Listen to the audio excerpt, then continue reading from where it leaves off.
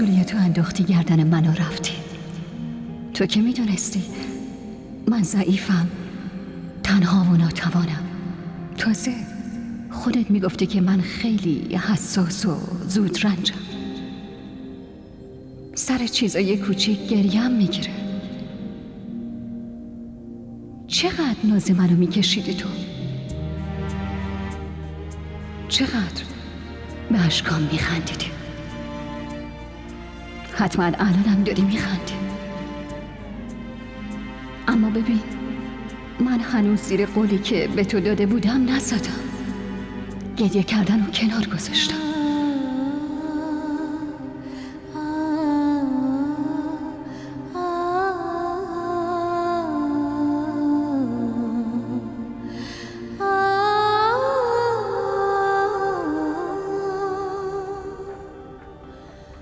بتول، یه زنگ به بابات بزن. معلوم نیست کجا مونده. هیچ وقت اینقدر دیر نمی کرد. باید تا حالا برمیگشت دیگه. به نظرم نشسته اونجا یه چای بخوره. شما الکی ناراحتین. تو دیوونه شدی دختر؟ الکی ناراحت نیستم. دیروز ندیدی چطور با داداش نجیب دعواش شد؟ نکنه دوباره دعواشون شده، وگرنه همه چی به هم میریزه. دلم مثل سیر و سرکه میجوشه. با تو راحت نشستی داستان میخونی؟ پاشو به بابات زنگ بزن. آخه مامان شما چتون شده؟ من چیزیم نشده. دلم شور سر و سامون دادن تو رو میزنه. سبکسر، کجا داری میری؟ دارم میرم گوشیمو بیارم.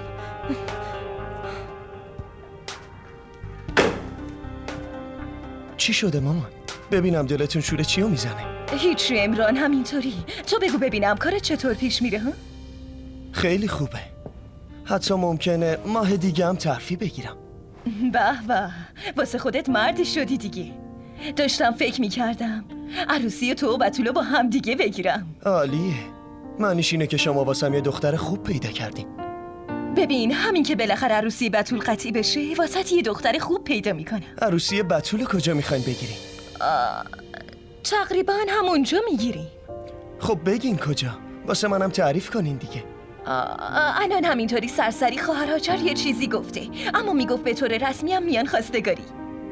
خوبه این دختر رو به فامیل بدیم، بعدش میگردیم و واسه تو هم یه دختر خیلی خوب پیدا میکنیم که بهت بخوره. مامان بابا گوشیشو جواب داد، گفت تو راهن. نگفته اونجا چی شده؟ من اینو دیگه نپرسیدم. وقتی که اومدن خودتون بپرسین.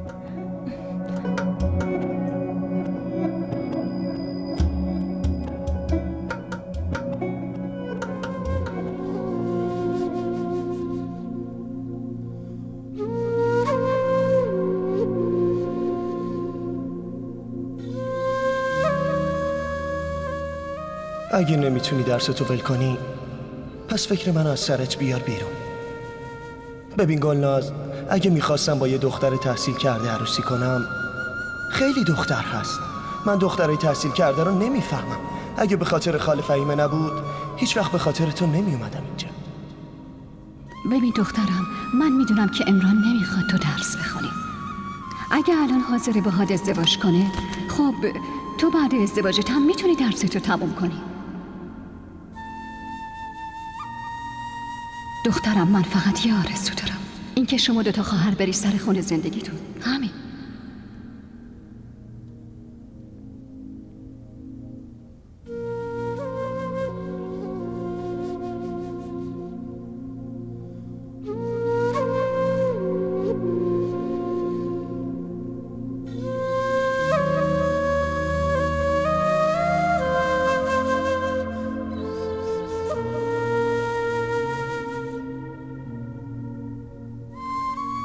مامان چی شده گلناز؟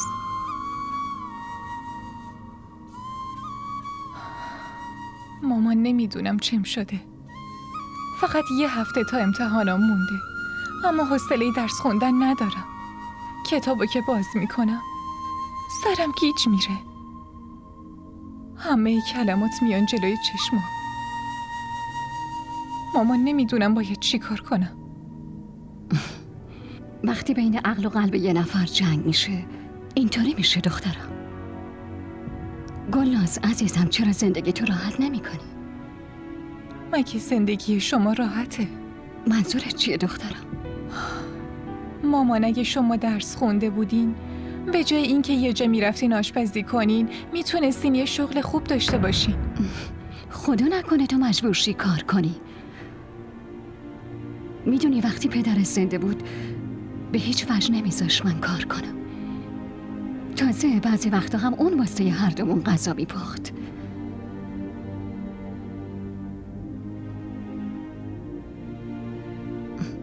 اما تو چرا اینطوری فکر میکنی؟ شما رو که میبینم این فکر رو میزنه به سرم. اتفاقی که واسه شما افتاده میتونست واسه هر کسی بیفته. از بچگی تو گوش دخترها از شاه و شاهزاده ها میگن. داستانایی واسه شون میگن که دیگه کم کم یادشون میره حقیقت چقدر تلخ و ناراحت کننده است.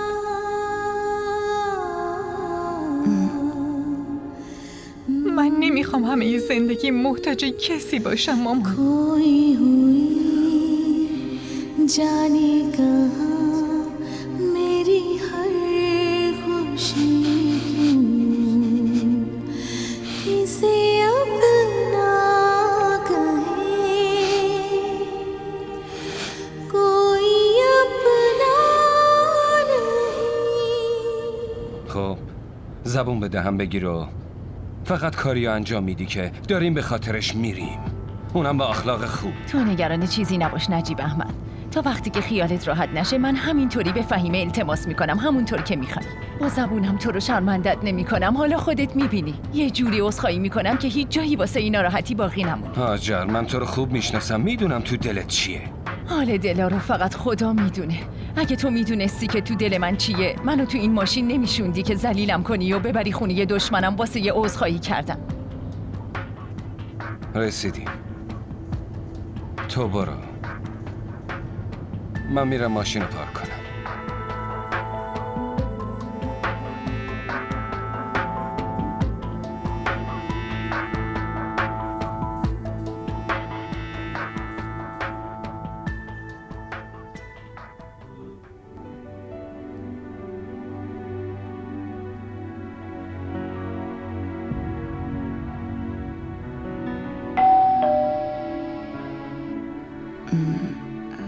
کیه این موقع شب؟ من باز میکنم.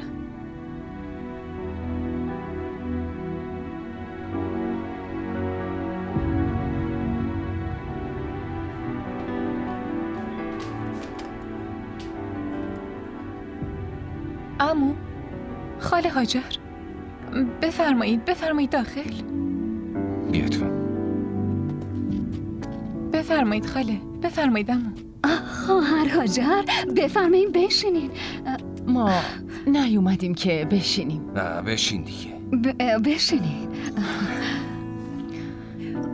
فهیمه راستشو بخوای گلناز برو تو اتاقت. چشم. من اومدم اینجا تا به خاطر اشتباهاتم ازت عذرخواهی کنم. عذرخواهی؟ عذرخواهی واسه چی خواهر؟ نه فهیمه، من اشتباه کردم دیگه. این از بزرگیته که داری اینطوری میگی، چون اینجا روبرود نشستم. به خاطر تمام اشتباهاتم هرچی که دوست داری بهم بگو تا دلت خنک بشه، اما بگو که منو میبخشی. بهت التماس میکنم.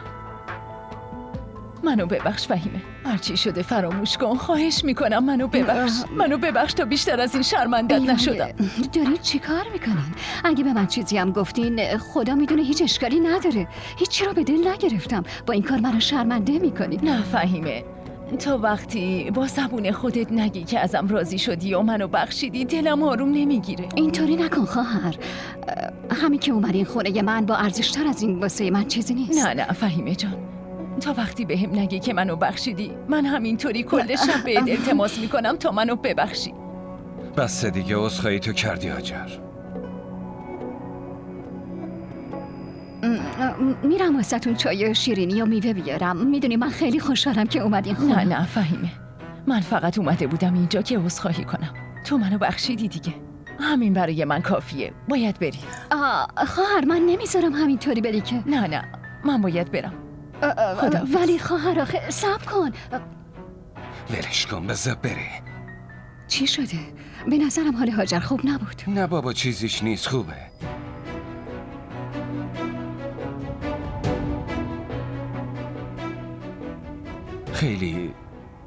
خیلی ناراحتم فهیمه. تو قطعا هاجر رو بخشیدی، اما من قلبم هنوز خیلی شکسته است. دیروز هرچی که شد دلیلش منم. اگه میشه لطفاً منم ببخش.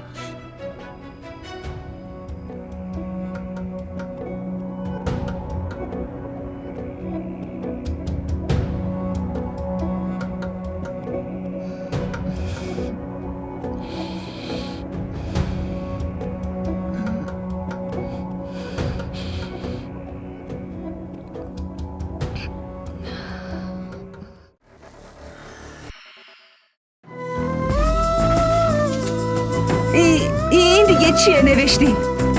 چرا پاک نمیشه؟ این اسم دیگه از دستت پاک نمیشه.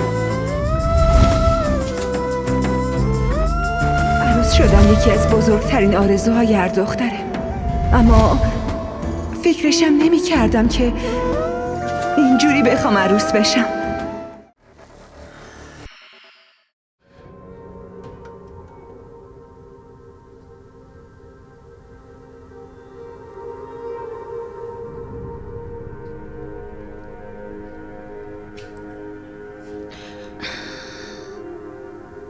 کی اومد فهیمه؟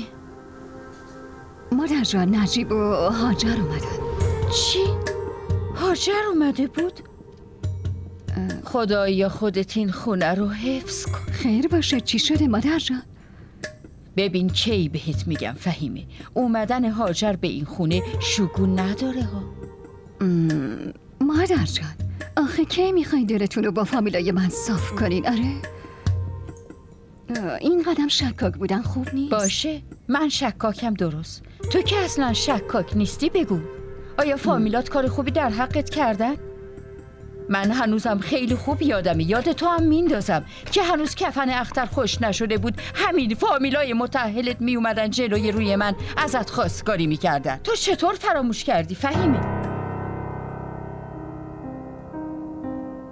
تو کاملا یادت رفته، واسه همین من یادت میندازم. این عموزاده ها چه بلاهایی که سرت نیاوردن، نمیتونستی کسی رو ببینی و عاشق بشی، نگذاشتن درست زندگی کنی. مادر جان لطفاً بس کنید دیگه. اون موضوع خودت بود فهیمه، ولی الان موضوع دختراته. هر چقدر از اینا دوری کنی واسه همگی بهتره. متوجه شدی؟ یه چیزی رو بگو. این همه سال گذشته اما اونا یه بارم اومدن بپرسن که چه خبر؟ حالت چطوره؟ ای بابا نمیفهمم که چرا الان انقدر خونشون به جوش اومده.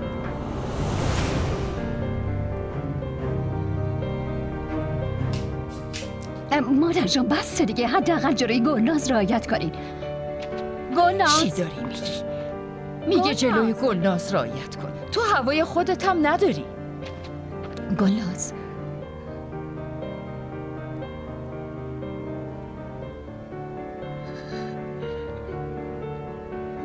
دخترم به حرفم گوش کن. گلناز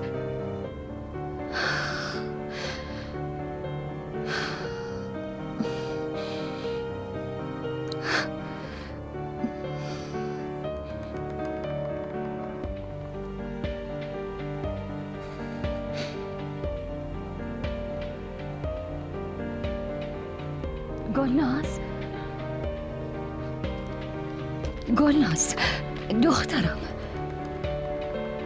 بله چی میخوایم بگی؟ دخترم حرفای مادر بزرگتو به دل نگیر لطفاً. تو که مادر بزرگتو میشناسی، هرچی به زبونش میاد میگه. به خاطر حرفاش خودتو ناراحت نکن. با شنیدن حرفای مادر بزرگ همه ی حرفای خاله هاجر رو فهمیدم. حالا دیگه فهمیدم مشکل خاله هاجر با شما چیه. فهمیدم چرا عصبانی شده از اینکه شما و عمو نجیب رو با هم دیده. باورم نمیشه عمو نجیب از شما خواستگاری کرده بود. آره خواستگاری کرده بود. خب تو چی فکر میکنی؟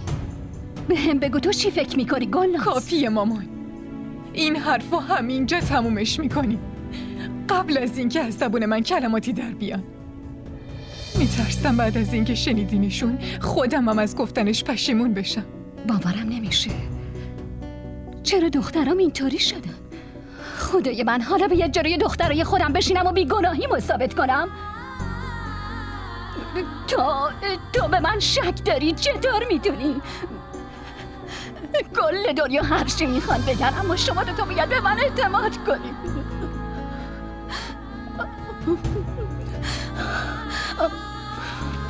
مامان، تو کار خوبی نکردی گلناز. الکی مامانو به گریه انداختی. این چه حرفی بود زدی؟ اگه دایی نجیب از مامان خواستگاری کرده این چه ربطی به مامان داره آخه؟ بهش نگو دایی خواهر. اون هرگز دایی ما نیست. آره، به منم گفته بود منو دایی صدا نزن، به هم بگو عمو. هیچ وقت نفهمیدم واسه چی این حرفو میزنه. مگه عمو با دایی چه فرقی میکنه آخه؟ فرق داره. اگه دایی ما نیست بی دلیل نبوده دردانه.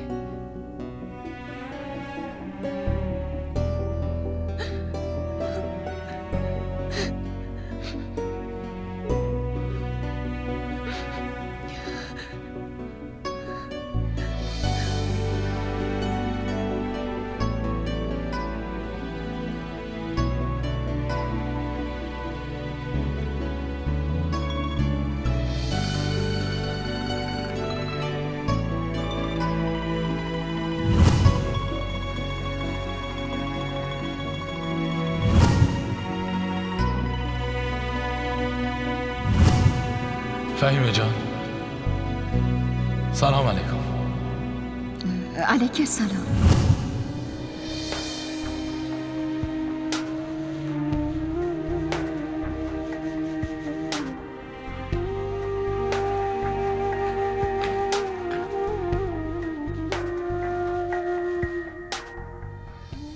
زوها جان، چی شده؟ ببینم حالت خوبه؟ از وقتی برگشتی همینطوری گرفتی ساکت نشستی. شاید مریض شدی. ببینم تب داری؟ آره؟ دیوونه شدی رانیا. بعضی وقت آدم ها حوصله ندارن با بقیه حرف بزنن. چرا اینقدر عصبانی شدی آخه؟ فقط دستمو گذاشتم رو پیشونیت. خب ولش کن. خب بگو ببینم چی شده؟ داداش نجیبو دیدی؟ باهاش حرف زدی؟ آره؟ کاری که باید انجام میدادم و دادم. حالا چه توضیحی ازم میخوای؟ زها، به نظرم تو یه چیزیت شده. سر هر چی که میگم عصبانی میشی. چی شده؟ چیو داری ازم پنهون میکنی؟ کل زندگی داره به فضولی میگذره زن. همش سیخونک میزنی. ما مردا 1000 تا مشکل داریم. مشکلای ریز و درشت، کلی مشکل عجیب و غریب. نمیتونم همه چی رو به تو توضیح بدم که. خب چرا توضیح ندی؟ گفته باشم ما زنها اونقدر هم خنگ نیستیم. ما پدر خدا بیامرزم حساب کتاب کارش رو به من سپرده بود. کارهای بانکیشون هم من میکردم. واسه همینم ورشکسته شد. خیلی خب، نمیخوام باهات بحث کنم. میخوام استراحت کنم. تو هم برو. حتما یه چیزی شده. هیچ وقت به خاطر مسائل کاری شما اینقدر ناراحت نمیشدی. حتما یه چیزی هست. با داداش نجیب که دعواتون نشده. بس کن رانیا. باشه، هیچی نگو. من خودم زنگ میزنم به خواهر هاجر رو میپرسم.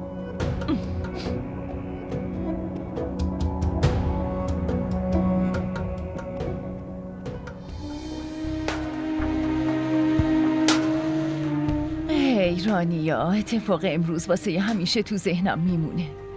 قیامتم که بشه ها. من بی احترامی که امروز بهم شد و هیچ وقت یادم نمیره. آدم وقتی عزا داره چقدر حالش بده. همین حالو امروز جلوی فهیمه داشتم. من میتونم درکت کنم خواهر جان. نه رانیا، این دردیه که کسی دیگه این نمیتونه درکش کنه. اتفاقی که امروز واسم افتاد و فقط خودم میدونم. رانیا، من بهت قول میدم که انتقام تک تک این بی احترامیایی که بهم شد و بگیرم. حالا میبینی. خواهر، اینقدر احساسی نشو دیگه. ممکنه حالت بد بشه ها. رانیا تو نگران نباش، من هیچیم نمیشه. این چه حرفایی میزنی خواهر؟ چطور نگران نباشم؟ واسه یه بقیه مهم باشه یا نه؟ اما حالتون واسه من مهمه. من دردتو حس میکنم، اما دیگه قصه نخور، خواهش میکنم. خیلی خوب، ول کن این حرفا رو. بگو ببینم حال بتول چطوره؟ امروز اومدم اونجا اما نتونستم باش درست حرف بزنم. بتولم خیلی ناراحت خواهر. از وقتی که فهمیده شما رفتین خونه یه فهیمه ازش عذرخواهی کنین، خیلی حالش بد شده دخترم. به دخترم بتول بگو که به خاطر من ناراحت نباشه. همه این کارا رو دارم واسه اون انجام میدم. نباید این دعوا رو انقدر کشش بدیم که عروسی امجد و بتول منتفی بشه. من میدونم خواهر جان، اما اون بچه است دیگه. این حرفا رو که نمیتونه بفهمه. هر وقت فرصت شد شما با داداش نجیب صحبت کن. میگن تو کار خیر حتی به استخاره هم نیازی نیست. تو نگران نباش رانیا، اصلا نگران نباش. من همین فردا صحبت میکنم. باشه؟ خیلی خوب، برو دیگه. خدا حافظت باشه. خدا حافظت خواهر. ما را در شبکه‌های اجتماعی دنبال کنید. با شنیدن حرفای مادر بزرگ همه ی حرفای خاله هاجر رو فهمیدم. حالا دیگه فهمیدم مشکل خاله هاجر با شما چیه. فهمیدم چرا عصبانی شده از اینکه شما و عمو نجیب رو با هم دیده. باورم نمیشه عمو نجیب از شما خواستگاری کرده بود. کافیه مامان، این حرفا همینجا تمومش میکنی. قبل از اینکه از زبون من کلماتی در بیام. میترسم بعد از اینکه شنیدینشون خودم هم از گفتنش پشیمون بشم.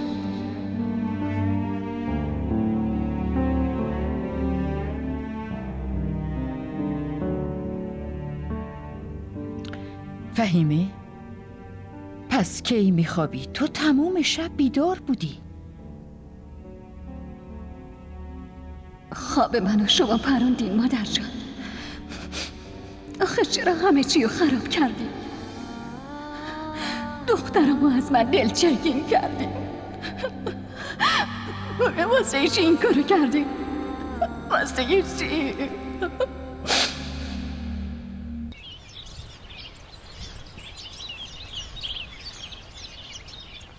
ببین امجد پسرم، من تصمیممو بهت گفتم. اگه قراره ازدواج کنی با بتول عروسی میکنی. حرفامونم زدیم، فهمیدی چی گفتم؟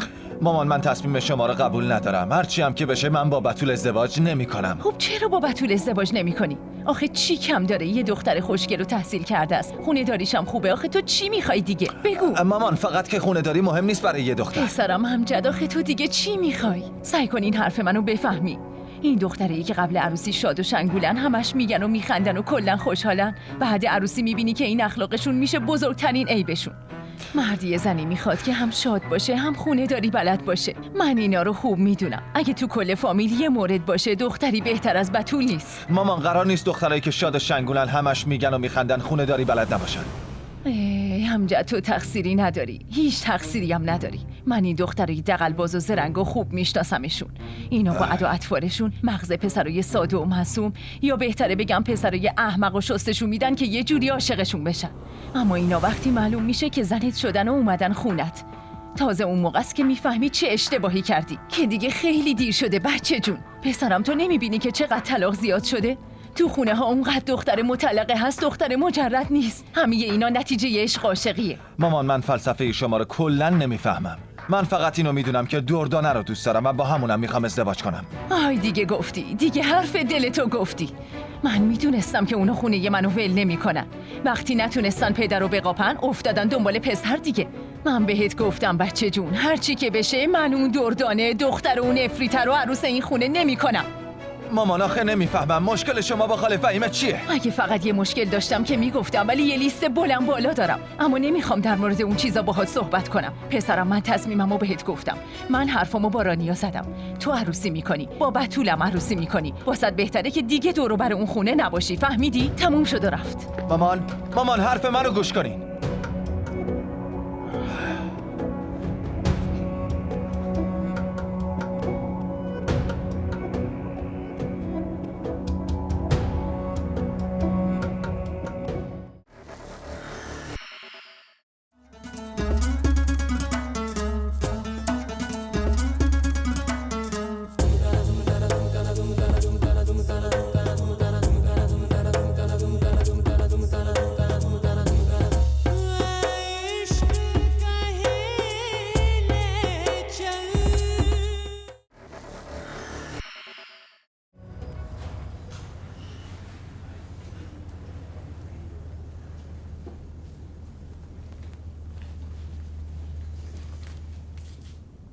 تو دوباره داری میری؟ آره، دارم میرم. یعنی اینکه تصمیمتو گرفتی؟ آره، تصمیممو گرفتم. یعنی اینکه دیگه فایده نداره بیشتر باهات حرف بزنم؟ دردانه داره دیرم میشه، برو کنار لطفا. ببین، من میدونم تو حرفمو قبول نمی کنی، اما با این حال به عنوان خواهرت میخوام بهت یه نصیحتی بکنم. ممکنه که یه بار دیگه رو تصمیمت فکر کنی گلناز. واسه این میگم که ممکنه چیزی که تا الان نفهمیدی متوجه بشی. من اگه به عمران اعتماد داشتم خیلی وقت پیش تصمیممو عوض کرده بودم. اما اون پسر خاله رانیاست. اون با هر کارش اینو ثابت کرده دردانه. تو که خاله رانیا رو خوب میشناسی. اگه به خاطر رسیدن به خواستش بخواد جنگ جهانی سومو شروع کنه، حتما میکنه. من شنیدم که عشق واقعی آدما رو عوض میکنه. ممکنه داداش عمرانم عوض بشه. یه بار بهش فرصت بده. راستشو بخوای دردانه، من دیگه به عشق خودم شک کردم.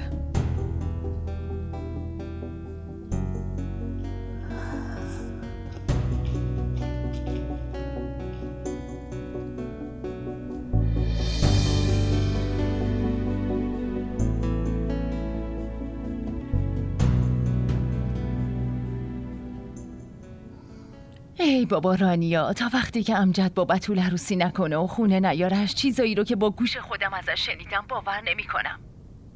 از زبون امجد که اسم این دردانه رو شنیدم جفت پاهام به زمین خوش شد خواهر. خب منتظر چی هستین خواهر؟ یه روز تعیین کنیم، مراسم بگیریم، حداقل اینطوری فکر امجد از سر فهیمه و دردانه میره بیرون دیگه. ها؟ ای بابا رانیا، چی میگی تو؟ این فهیمه که به این راحتی ها امجد رو ول نمی‌کنه. یادت رفته مگه چطوری جلوی چشم همه حواسش به امجد بود؟ همه رو نگاه میکرد که مبادا یه موقع کسی بره سمت پسرم. چش سفید. همش رو یادم خواهر، هیچ چیشو یادم نرفته. بی خیال خواهر، تو اصلا نمیخواد نگران بشی. من همین امروز با نجیب حرف میزنم، یه روز خوب و مشخص میکنیم و با هم نامزدشون میکنیم. خواهر منم خودم همینو میخوام، اما خانواده ی دختر که نمیتونن کاری کنن. شما باید پیش قدم بشین. آره خودم حواسم هست. فقط بذار با نجیب حرف بزنم، خیلی زود خبرای خوش میشنوی. پس من منتظر زنگت هستم خواهر جان. باشه عزیزم، خداحافظ. خداحافظت.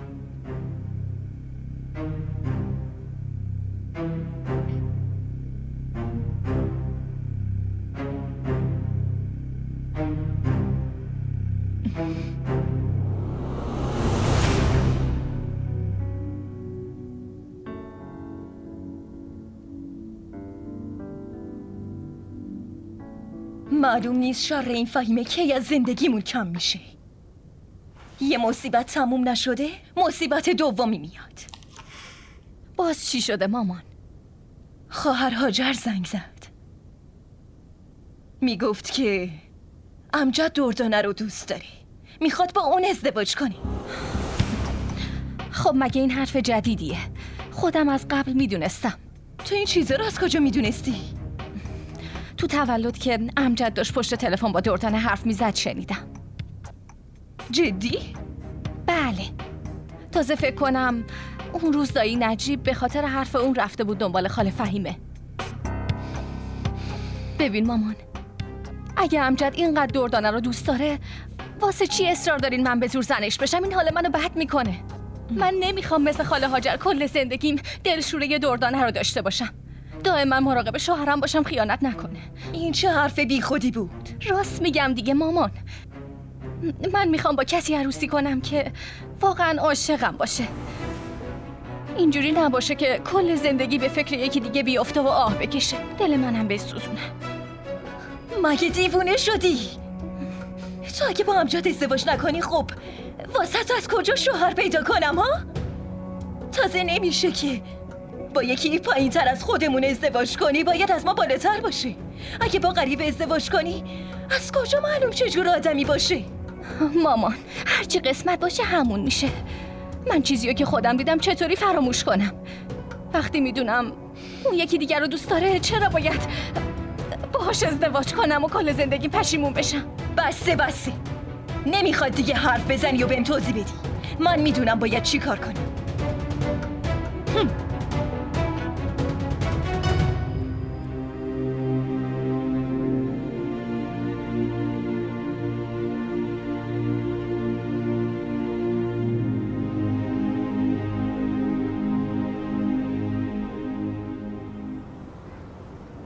ما را در شبکه‌های اجتماعی دنبال کنید.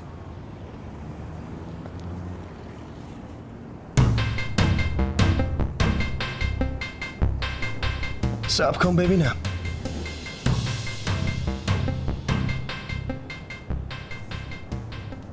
خیلی وقت منتظرتم. واسه چی منتظری؟ یادم حسابی از این کارا نمیکنه که. از اینجا برو، مردم ببینن حرف در میارن. مردم ببینن؟ جالبه. از کی نگران حرف مردم شدی؟ تو چی میخوای بگی امران؟ نمیخوام اینجا وایسم و همه چی رو توضیح بدم. بیا بریم. همه چی رو میگم. ببین هر حرفی داری بیا خونمون بگو. من باهات هیچ جا نمیام. بیام خونه حرف بزنیم؟ من چند باری اومدم دیدنت. نمیدونم چرا اینا رو نمیبینی. تو خیلی خوب میدونی دختر واسه من کم نیست. نمیخواد خیلی واسم کلاس بذاری. ساکت شو، بیا بریم. من وقت الکی ندارم.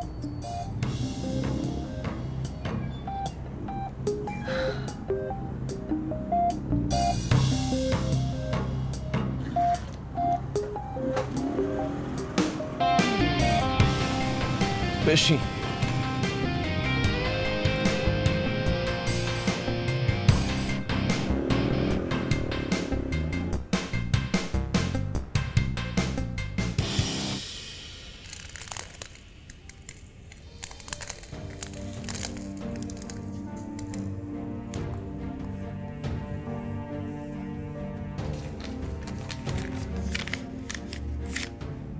مامان قبض برق اومده. خب ببین چقدره.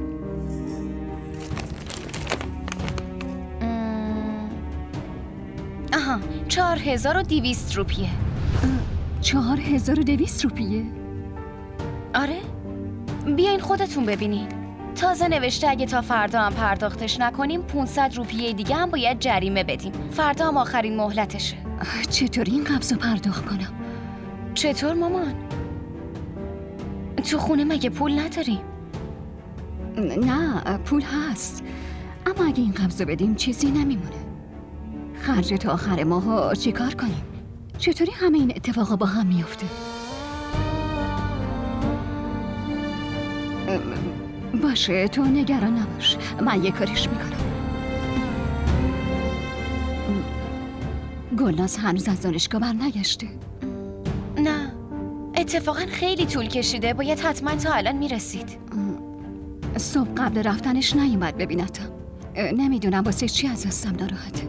مامان آخه شما چرا از حرفای گلناز ناراحت میشین؟ اون دیوونه است، به حرفاش گوش نکنین. آخه اگه دایی نجیب از شما خواستگاری کرده تقصیر شما چی بوده این وسط؟ مگه شما باهاش عروسی کردین؟ تازه الان انقدر از این موضوع گذشته که فایده ای نداره که دوباره راجبش حرف بزنی. خیلی خوب، وقتی برگشت حتما به من بگو دردانه. تا باهاش حرف نزنم دلم آروم نمیگیره و خیالم راحت نمیشه. باشه میگم بهتون.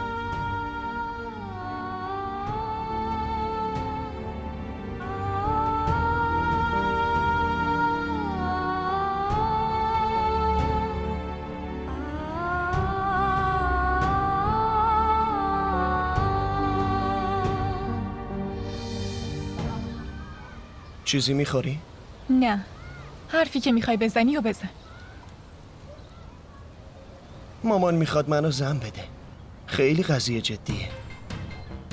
دنبال یه دختر پول دارم میگرده. تازه داشت بهم میگفت که بعد عروسی امجد و بتول نوبت عروسی من میشه.